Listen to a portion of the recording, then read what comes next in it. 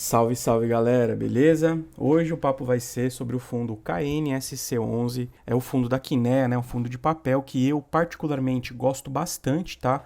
Acho esse fundo aqui bem coerente, bem coeso. A gestão que dispensa comentários, né? Uma das melhores gestoras que nós temos aí de fundos imobiliários. E eu quero trazer para vocês aqui um apanhado geral, né? Um resumo aqui dos últimos acontecimentos aqui do mês de abril. Inclusive, este relatório aqui foi publicado, vocês podem ver aqui no dia 5/5, tá? Antes de ontem, na sexta-feira, trazendo aqui para vocês então essas informações quentinhas em primeira mão, beleza? Bom, de antemão eu peço aí gentilmente que você já deixe o seu like no vídeo, ajuda demais a gente aqui a crescer, nós ainda somos um canal pequeno, né, cerca de 3.000 inscritos, tá gente? Então, conto com o apoio de vocês para a gente poder aumentar aqui o engajamento do canal, tá? Então, um cliquezinho que você dá já ajuda demais a gente a impulsionar aqui, beleza? Conto com a ajuda de vocês. Bom, sem mais delongas, vamos entender então o que está acontecendo com o KNSC11, tá galera? Seguinte, o fundo ele fechou aí o mês de abril, né, sendo negociado a R$ 85,89, enquanto o seu valor patrimonial está a R$ 89,54. Veja que o fundo está sendo negociado com um leve desconto, né, de cerca de 5% aqui, bem interessante, né, um fundo high grade com uma excelente gestora, com um descontinho ainda aí que eu não sei por quanto tempo ainda vai permanecer, né? Vamos aguardar. Perceba que ele tem uma liquidez muito legal, né? Bem interessante, quase 3 milhões aqui diário. Ele distribuiu 95 centavos por cota, tá até aqui embaixo, né? Que vai ser pago aí no dia 12 de maio, semana que vem. E percebam, pessoal, que ele tem sim uma pequena alavancagem que a gente vai comentar, tá? Que são operações compromissadas reservas. Já vou comentar com vocês sobre isso. Aqui a gente tem a taxa de administração, que é uma taxa um pouquinho acima da média, né?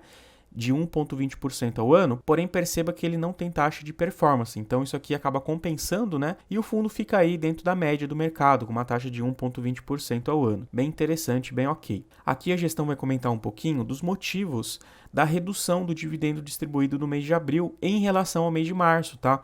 Vou até adiantar para vocês aqui trazer a planilhinha, né? Veja que ele pagou aí no mês de março R$ 1,05 e distribuiu agora no mês de abril 95 centavos, tá? Então teve sim uma pequena queda, né? Não foi algo muito significativo, mas ele justifica aqui no relatório gerencial que foi por conta da quantidade de dias úteis do mês de abril, que foram bem menos do que do mês de março, tá? A gente já vai ver isso lá. Antes, vamos só dar um apanhado geral aqui, né? Veja que o fundo ele tem uma média de rendimento desde o IPO, tá? De R$ 1,01 e um desvio padrão de 24 centavos. Então ele vai entregar algo muito próximo de 80 centavos ou 1,20, tá? Essa aqui é o padrão do fundo. Veja que ele fica sempre nessa margem aqui, beleza?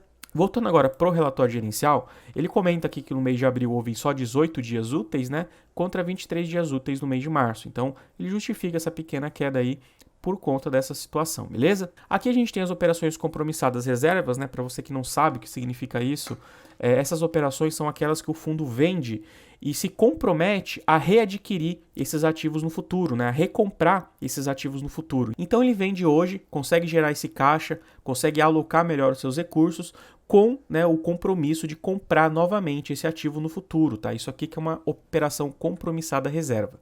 Perceba que no total ele tem aí 10,1% do patrimônio líquido alocado em operações dessa característica, tá? 10,1%. E aqui ele comenta que, sob a ótica da gestão, essa alocação aqui está adequada. Eles fazem aqui o acompanhamento, né? Olha só, vale destacar que as operações possuem longo prazo de vencimento, ou seja, vai demorar ainda para esse fundo ter que arcar com esse compromisso de recompra, né? A gente precisa só verificar exatamente qual é esse prazo e são cuidadosamente monitoradas pela equipe de gestão da Kinea, tá? Então, ele comenta aqui isso daqui, é claro que ele não vai dizer que é um problema, né, pessoal? Cabe a nós cotistas aqui acompanharmos, né, e verificar a saúde e alocação nessas operações, tá? Então, mês a mês a gente tem que estar acompanhando para ficar de olho nessa situação, beleza?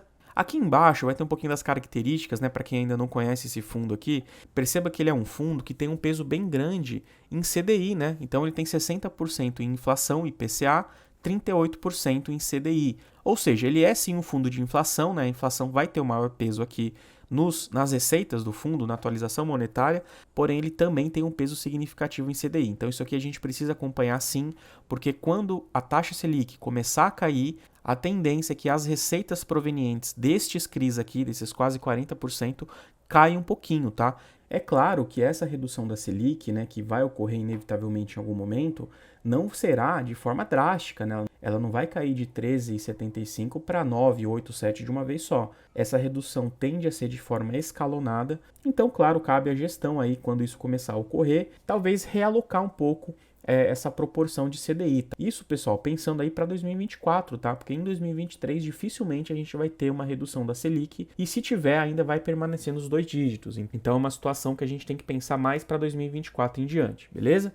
Veja que ele tem aqui uma taxa média de marcação a mercado de IPCA mais 8,27% e de CDI mais 3,61%. E essa taxa média aqui mostra, né, para o investidor, claro, né, existem outras tantas variáveis que precisam ser consideradas, mas que este fundo aqui ele tem uma pegada um pouco mais middle risk, né? Então ele não vai se expor a créditos com um cupom aí muito alto, né, de 10, 11, 12%, não. Ele vai ficar aí na média entre 6, 7, 8%.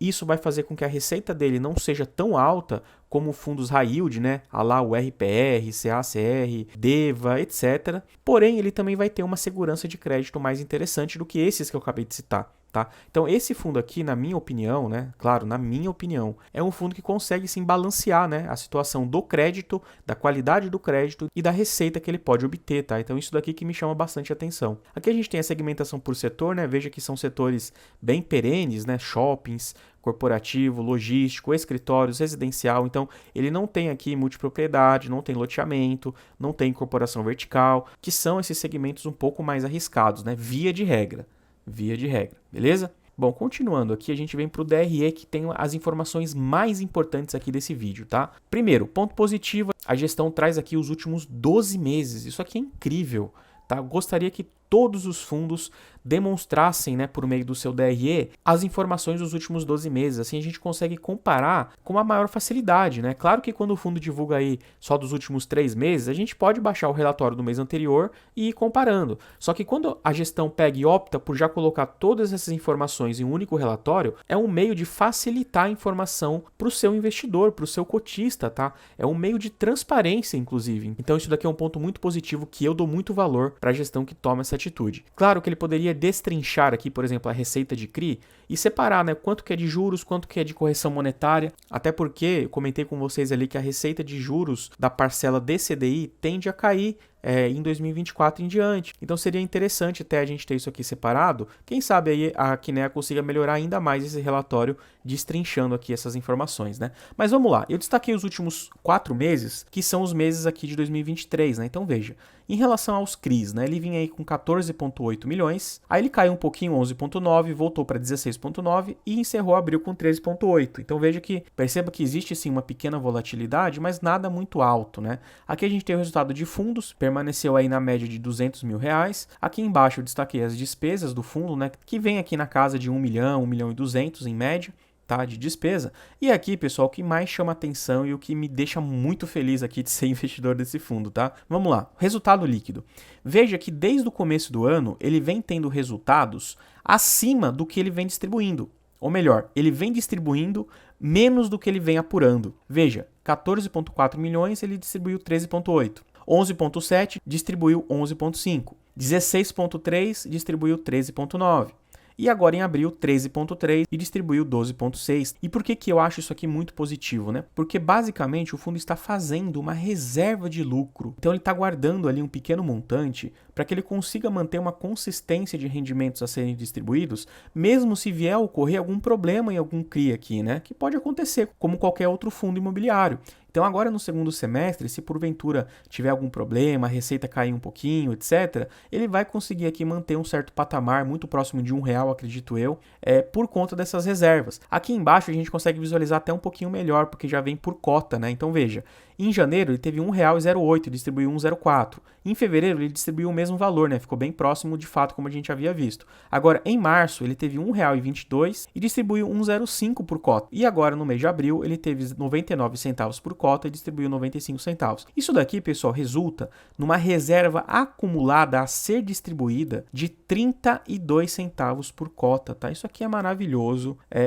Como eu já disse, me sinto bem seguro com essa situação. Acho que a gestão acertou demais talvez, em fazer essa reserva, porque veja, ele poderia muito bem ter utilizado a reserva que ele fez aqui no mês de março, no mês de abril, né, e manter aqui R$1, R$1,05 até talvez, para manter o mesmo valor do mês anterior. Mas não, ele falou, não vou fazer isso, eu vou distribuir de fato aqui o que vem entrando para mim, na verdade um pouquinho a menos até, vou pegar uma pequena reserva aqui do mês de abril, porque eu não tenho necessidade agora de manter esse patamar de 1,05, tá? Não há a mínima necessidade disso daqui. Então, eu vou me precaver para que nos meses futuros, caso haja algum problema, eu consiga entregar para o cotista aí uma média bem parecida, tá? Então isso aqui, muito positivo, é a parte aqui mais relevante deste relatório aqui, na minha opinião, beleza? E aí, pessoal, aqui embaixo vão ter mais informações, né? A cota diária, os rendimentos distribuídos. Outra coisa que chama muito a atenção, a carteira de ativos dele. Por que chama atenção? Porque, veja, ele tem aqui, pessoal, mais de 70 CRIs, olha só, 71 CRIs, tá, no portfólio. Isso aqui significa que ele tem uma mitigação de riscos muito alta. Se algum desses CRIs vier apresentar algum problema, alguma inadimplência, o impacto que ele vai ter na distribuição do rendimento vai ser muito pequeno, porque o peso na carteira é pequeno, né? Veja que os maiores pesos aqui são esses 4 primeiros aqui, né? 6,2% do PL, 4,4%, 3,5%, 2,9%, mas a imensa maioria tem menos de 1% no peso total, né? Então isso daqui é muito legal, tem uma pulverização de riscos, tá? O que traz mais uma camada de segurança pro investidor, pro cotista, beleza? E aqui, como a gente pode perceber, pessoal, a carteira de fundos que ele possui, né? Ele tem uma alocação muito pequena, né? 1,3% só do PL, algo que eu gosto muito, tá? Eu acho que quanto menos fundos um fundo de papel possui, melhor. E aqui é quase que relevante, né? 1,2% aí do PL, mas são esses 3 fundos, né? O IDGR11 com 0,7% do PL, o ERCR11 com 0,5% e o IDFI11 com menos aqui de 0,1%, né? Uma realocação bem baixinha aqui, tá? Então isso aqui é bem interessante, é um portfólio que eu gosto muito, acho essa carteira de CRIs aqui sensacional, tá? Muito legal, muito positivo, é um dos grandes motivos que eu iniciei o vídeo dizendo que eu gosto muito deste fundo imobiliário aqui, beleza? Galera, eu acho que é isso, aqui embaixo ele vai comentar um pouquinho mais das operações, separando por segmentos, tá? Vai ter cada uma aqui delas, né? Inclusive recomendo que você baixe o relatório gerencial para entender melhor cada um desses CRIs que ele possui, ele separa aqui por hotel, por galpão, etc. E eu acho que é isso que eu queria trazer para vocês, tá? Bem legal, um fundo bem redondinho, bem ok. As novidades aqui do mês de abril, na verdade, ficam mais para a questão aqui do DRE, né? Que a gente viu que tem uma reserva bem interessante a ser distribuída aí no segundo semestre. Então, fundo bem redondinho, bem seguro e que eu particularmente gosto bastante, beleza? Galera, se esse conteúdo aqui de alguma forma contribuiu para o seu conhecimento, mais uma vez peço gentilmente que você deixe seu like e se inscreva aqui no canal, beleza? Valeu, galera. Abraço.